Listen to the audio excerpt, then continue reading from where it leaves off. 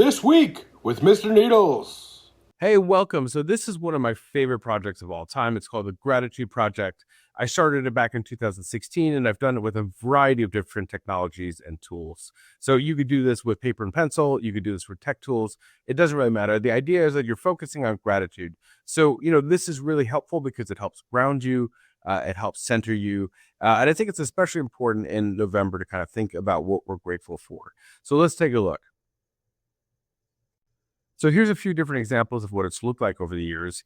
I've written articles on this at School Arts and from McGraw-Hill, but you could actually take a look at the WIC that I put together of the history of the project. Let's take a look.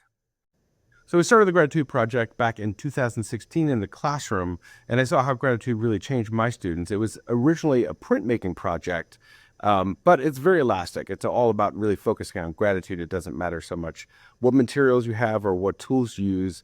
It could be old-fashioned, paint and paper, or it could be technology tools, whatever works for you and your classroom and your students.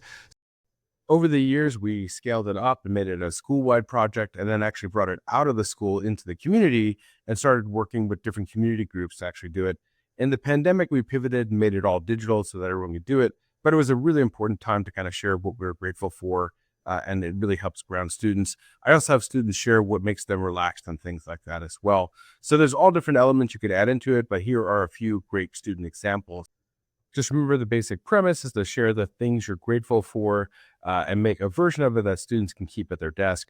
It's also nice to create a version to share with other people that you're grateful. Here's a template I made in Adobe Express. It's very easy to use. All you need to do is actually change the text to reflect what you're grateful for.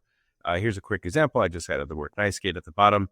You could move the text if you want to. You could change background elements, and you could add different images that reflect the things that you're grateful for.